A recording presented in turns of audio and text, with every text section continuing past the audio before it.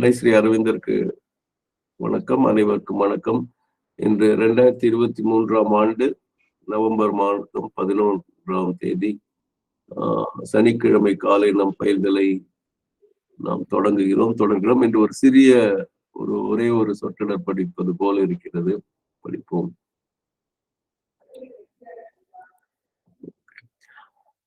இப்ப நம்ம படிக்க வேண்டிய செட்ஸ் வந்து இட் ஸ்ப்ரெட்ஸ் அவுட். அந்த சென்டென்ஸ் மட்டும் இன்னைக்கு படிப்போம். இதுல நேற்று படிச்சுட்டோம், அது வேகமா படிச்சிடும். It spreads out feeling the body only as a small part of itself and begins to contain what before contained it. It achieves the cosmic consciousness and extends itself to be commensurate with the universe. அப்போ இது வந்து முதல்ல வந்து உடல் என்பது ஒரு சிறு பகுதியாக மாறிவிடும். அதுதான் இங்க இருக்கிற முக்கியமானது. அந்த அளவுக்கு அது அகன்று போகும். எது அதை கொண்டிருக்குமோ அதை வந்து இதா இருக்கும்.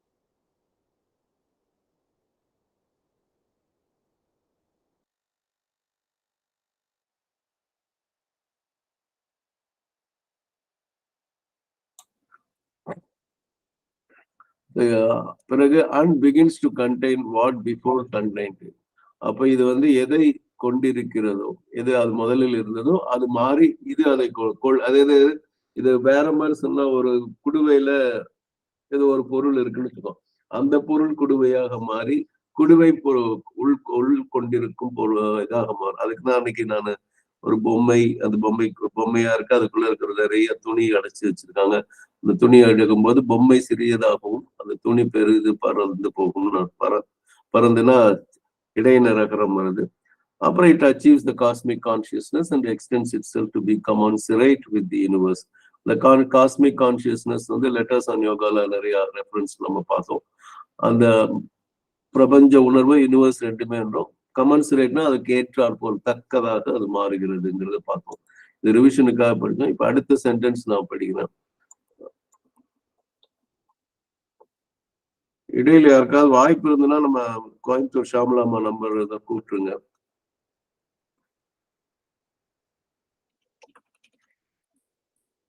Okay.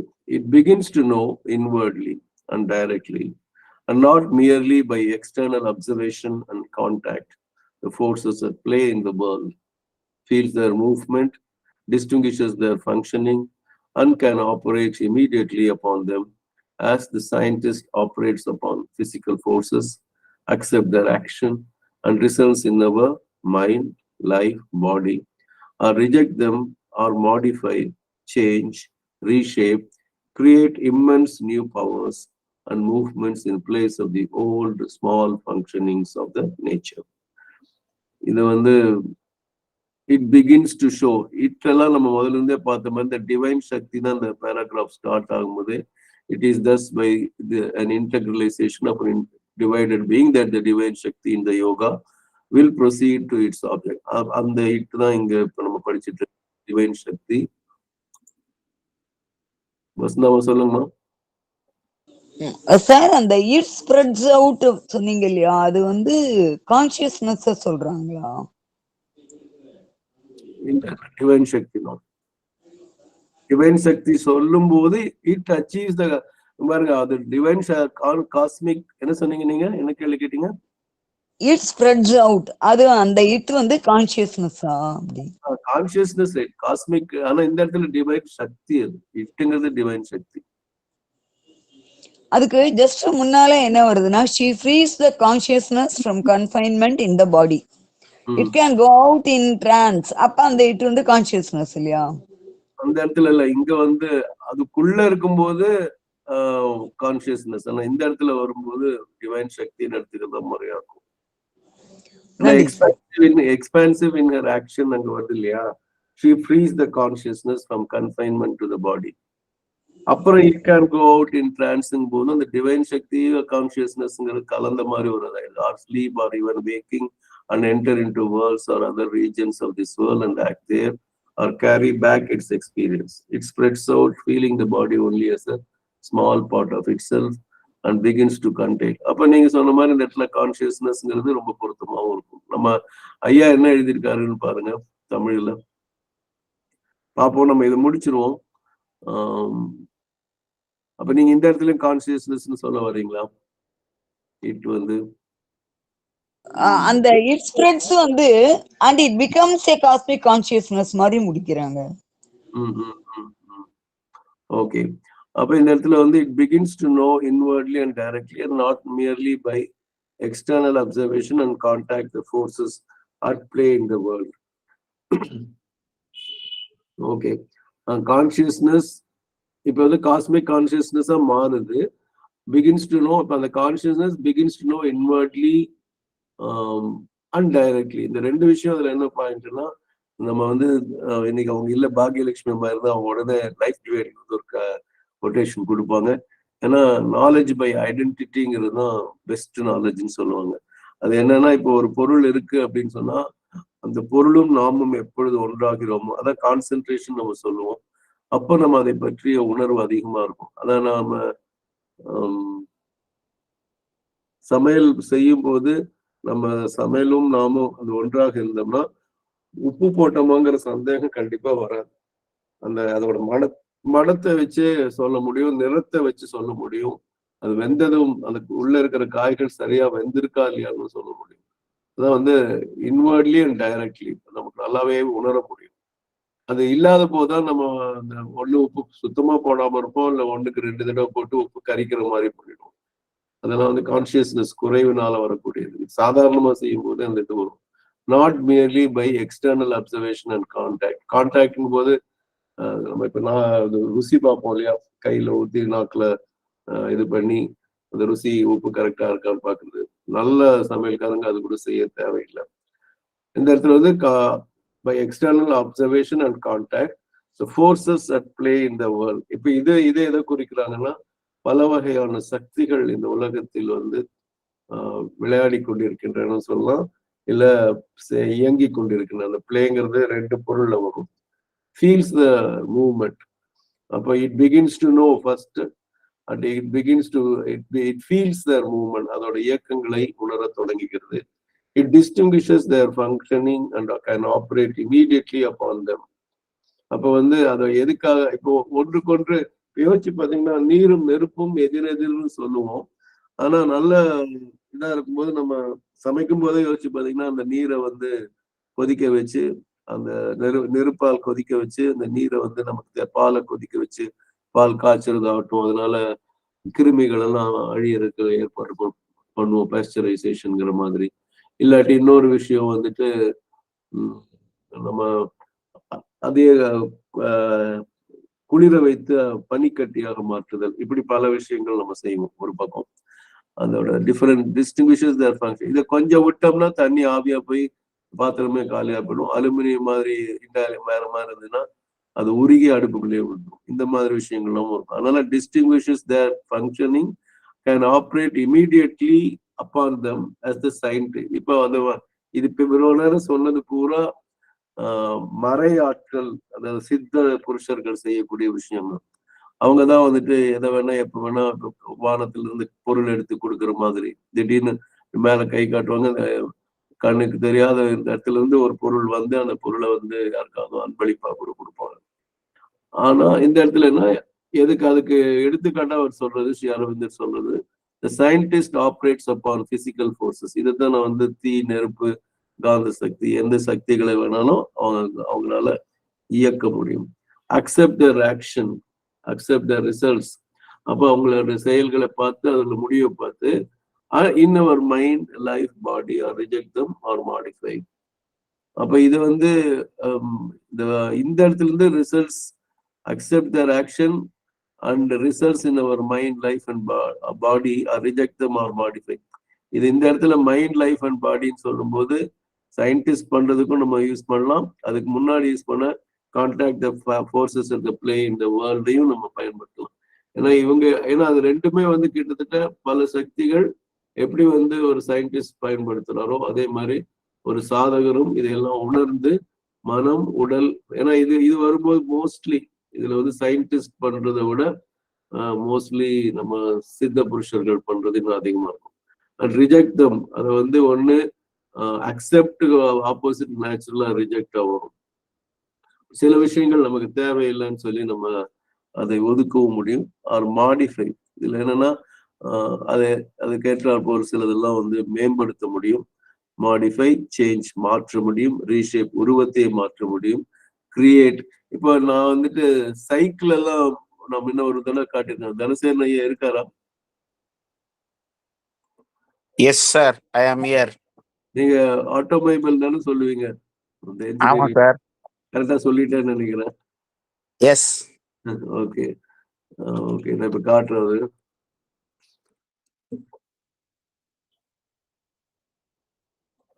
பைசைக்கிள் பாத்தீங்கன்னா முதல்ல வந்து இந்த மாதிரி சின்னதா எல்லாம் வருது. எப்படி எல்லாம் இருக்குன்னு பாருங்க. ஒரு சக்கரம் யோசிச்சு பாருங்க. அது ஏறுனா ஏணி வேணும்னு நினைக்கிறேன். 1870 சைக்கிள் எப்படி ரொம்ப நாள் எல்லாம் இல்ல. முதல்ல எப்படி இருக்கு, தள்ளி ஏறுறது கஷ்டம். இந்த மாதிரி அதோட டைம் லைன் பாத்தீங்கன்னா ரொம்ப வித்தியாசமா இருக்கும்.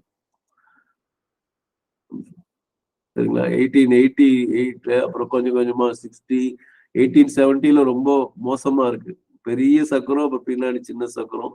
அப்புறம் 1890 தான் கொஞ்சம் இருக்கு. 1960 இப்ப எல்லாம் பாத்தீங்கன்னா ₹1,00,000 ஒரு 2 வீலர் வாங்குற வேலைக்கெல்லாம் சைக்கிள் இருக்கு. அப்போ அது இந்த அளவுக்கு மாறும்போது இதை இப்ப நம்ம இங்க படிக்கும்போது பாத்தீங்கன்னா அந்த rejection R modify, change, reshape இதெல்லாம் இருக்கு இல்லையா? அதாவது அந்த சக்கரம் என்பது ஒரு வகையான இது, அது ஓட்டுற விஷயம், அது பேலன்சிங்னு ஒண்ணு இருக்கு, பெடல்னு ஒண்ணு இருக்கு, பிரேக்குன்னு சொல்லி எத்தனை விஷயம் அதுல இருக்கு பாருங்க. Modify, change, reshape. இது பொருத்தமா இருக்காதுன்னு சேரன் சார் இதுல சொல்றது? Absolutely sir. ஏன்னா அந்த சைக்கிள் தான் இன்றைய ஆட்டோமொபைலினுடைய முன்னோடி. அதை வச்சுதான் டூ வீலர் கண்டுபிடிச்சாங்க. டூ வீலர்ல இருந்து தான் ஃபோர் வீலர் இருந்து தான் ஹெவி வெஹிக்கிள்ஸ் எல்லாமே வந்து அதுதான் ஆரிஜின். சைக்கிள் தான் மனிதனுடைய முதல் கண்டுபிடிப்பு. அதை தான் டெவலப் பண்ணி இன்ஜின் ஃபிட் பண்றான். நீராவில ஃபர்ஸ்ட் சைக்கிள்ல நீராவில இன்ஜின் ஃபிட் பண்ணி ஓட்டுறாங்க. அதுக்கப்புறம் பெட்ரோல், டீசல் பயன்படுத்தி ஓட்டுறாங்க. அதுக்கப்புறம் இந்த மாடர்ன் மோட்டார் சைக்கிள் வருது. History. Yes yes, thank you sir, thank you so much. Welcome. அதான் இந்த வார்த்தைகளை பயன்படுத்தினா ரிஜெக்ட், அதாவது இப்ப அந்த முன்னாடி பெரிய சக்கரம், பின்னாடி சக்கரம், சின்ன சக்கரத்துக்கு வாய்ப்பே இல்லை. அதை ரிஜெக்டே பண்ணிட்டோம். அதை மாடிஃபை பண்ணி, சேஞ்ச் பண்ணி, ரீஷேப் பண்ணி, create immense new powers. Create new immense powers பண்ணி பாத்தீங்கன்னா இப்ப ரொம்ப வேகமா போடக்கூடிய வண்டிகள் எல்லாம் நம்ம கண்டுபிடிச்சிட்டோம். இது வந்து பொதுவா சயின்ஸ். அதே விஷயம் வந்துட்டு அந்த வேர்ல்ட் ஃபோர்ஸஸ்ங்க போது பாத்தீங்கன்னா நம்ம வந்து நிறைய நம்ம சித்த புருஷர்கள், சித்தர்கள் எல்லாம் பல விஷயங்கள் செஞ்சிருக்காங்க. அந்த நவபாஷணம், விஷம் என்ற விஷயத்த ஒரு மருந்து மாதிரி மாத்துறதெல்லாம் அதுலயும் அந்த விஷயங்கள்லாம் வருது. அந்த மூலிகை எப்படி பண்ணலாம் அப்படின்னு சொல்லி கூன் பாண்டியன், எனக்கு அது டக்குன்னு நினைவு வரல. அந்த கூன் பாண்டியன் வரைக்கும் அது மூங்கிலே வளையற மாதிரி சொல்லுவாங்க. தேரையரா அது என்னென்ன பார்த்துட்டு அது உறுதிப்பட சொல்றேன் நானு. அந்த ஆவி பட்டு அந்த கூனை நிமிர வைக்கக்கூடிய தன்மை, அந்த மூலிகையுடைய ஆற்றல் எப்படி இருக்கு. அந்த காலத்திலேயே அந்த டிஸ்டிலேஷன் எல்லாம் பண்ணியிருக்காங்க. அதெல்லாம் பார்க்கும்போது அந்த modify, change, reshape, create immense new powers, immense new movements in place of the old small functionings of the nature. இப்ப நம்ம இருக்கிறதெல்லாம் இப்பவும் அந்த old small functionings of the nature இருக்கு. ஏன்னா ஒரு 8 மணி நேரம் தூங்குறோம், 8 மணி நேரம் பிற வேலைகள், 8 மணி நேரம் வந்துட்டு பணம் சம்பாதிக்கிற வழிகள், அதாவது எப்படி வேணா அது முன்பின்னா இருக்கும். சில பேர் பாத்தீங்கன்னா காலையில 6 மணிக்கு போயிட்டு நைட்டு 10 மணி வரைக்கும் கடையை பார்த்துட்டு அப்புறம் தான் வீட்டுக்கே வருவாங்க. ஸோ அவங்களுக்கு வந்து வேல்யூபிள் டைம் வந்து வீட்டுக்கு ஒதுக்க முடியாமலாம் இருக்கும். இதெல்லாம் நிறைய விஷயங்கள் அதை பத்தி பேசிட்டே போகலாம், சைக்காலஜியாவும். ஸோ வந்துட்டு அந்த மாதிரிதான் old small functionings of the nature. இப்ப நம்ம சொன்னல, நம்ம வீட்டுல அந்த அம்மா ஒரு தாய் நாய் வந்து 7 குட்டி போட்டிருக்கு. அந்த குட்டிகள் பார்த்தா அது விளையாட்டுலாம் பார்க்கும்போது ஒரு பின்னாடி நீங்க எல்லாம் கவனிச்சிருப்பீங்க எல்லாருமே. நம்ம வீட்டுல வளர்ந்தாலும் சரி, வெளியிலயும் பார்த்துருக்கோம். அது பின் வாங்கி பதுங்கி பாயறத பார்த்திருக்கீங்களா? குட்டிங்க அம்மா கூடயும் பண்ணும், குட்டிங்களோடும் பண்ணும். யாரும் கவனிச்சிருக்கீங்களா அத? குட் மார்னிங் சார், கவனிச்சிருக்கோம் சார். அது வந்து அது எதுக்காக அப்படின்னு சொன்னா அந்த வைல்டு லைஃப்காக அது ஹண்டிங் கத்துக்கிறதுக்காகவே வருது. இப்ப நான் வந்து அதோட சின்ன வீடியோ போட்டு இன்னைக்கு இதை ஆரம்பிக்கிறேன். நம்ம அது அப்படி அப்படியே அதுங்களுக்கு கத்துக் கொடுக்கறது ரொம்ப அழகா இருக்கும். அந்த இது பார்ப்போம்.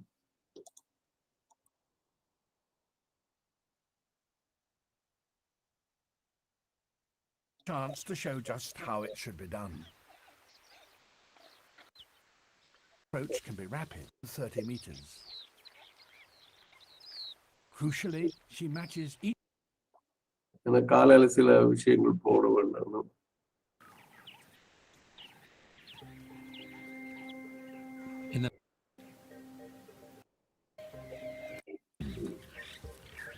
Search for a territory he has what it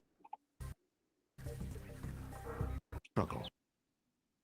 Tried to bring them food while they're nursing. She's a single mother and has no such help. Pride split up recently. The young adult male lions from her last litter were forced by their father to move off and find territories of their own.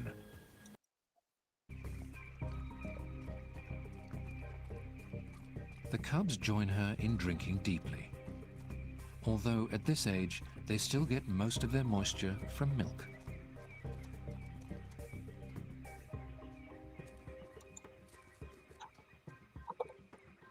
In a few months, she'll wean them, and by a year and a half, they'll have to look after themselves.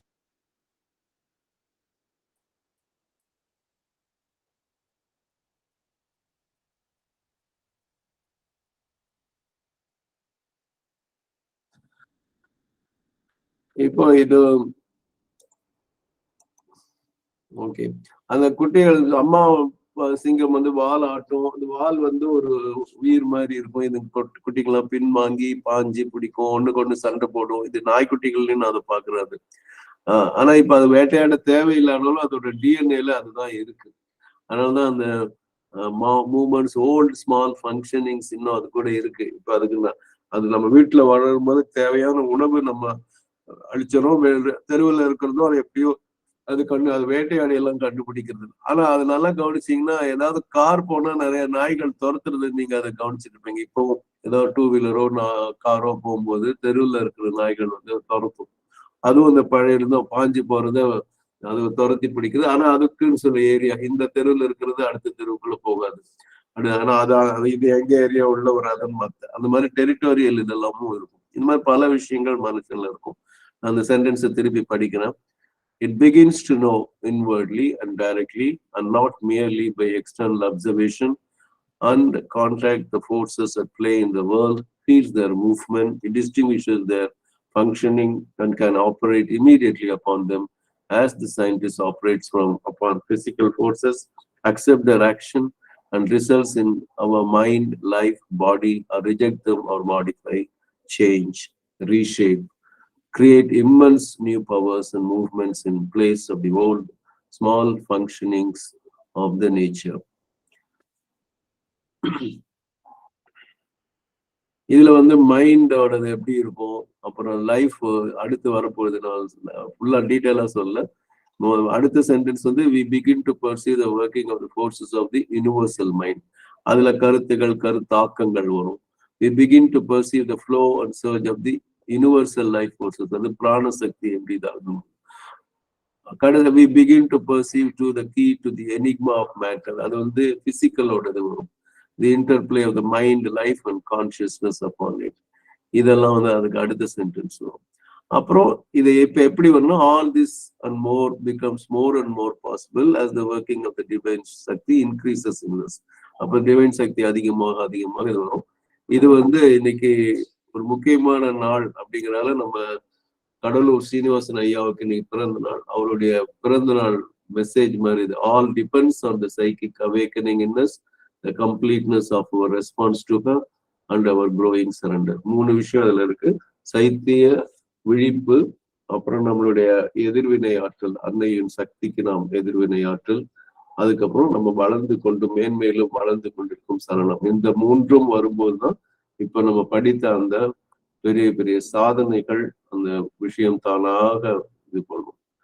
அதுவும் அதுக்கு அடுத்த sentence அதுக்கு இதாவே இன்னும் எச்சரிக்கை. All this can only constitute a greater inner life with a greater possibility of the outer action and is a transitional achievement. The full transformation come only by the ascent of the sacrifice to its farthest heights and its action upon life with the power and life and beatitude of the divine supramental gnosis. அப்படின்னா இப்ப இது நடத்துறதெல்லாம் வந்து ஒரு அகப்புற வாழ்க்கைக்கு பயனுள்ளதா இருக்கும். ஆனா முழு திருவுருமாற்றம் வந்து நம்ம இப்ப படிச்சுட்டு இருக்கக்கூடிய கர்மயோகத்தின் அந்த வேள்வியின் உயர்வு எந்த அளவுக்கு இருக்கோ அந்த அளவுக்கு இருக்கும்.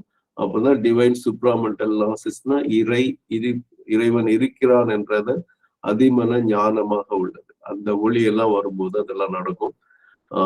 நம்ம வந்து இப்போதைக்கு நான் அதை நிறைவு செய்யறேன். அன்னை ஸ்ரீ அரவிந்தருக்கு நன்றி, வணக்கம். அனைவருக்கும் நன்றி, வணக்கம். மற்றவங்களும் தயவு செய்து இருங்க.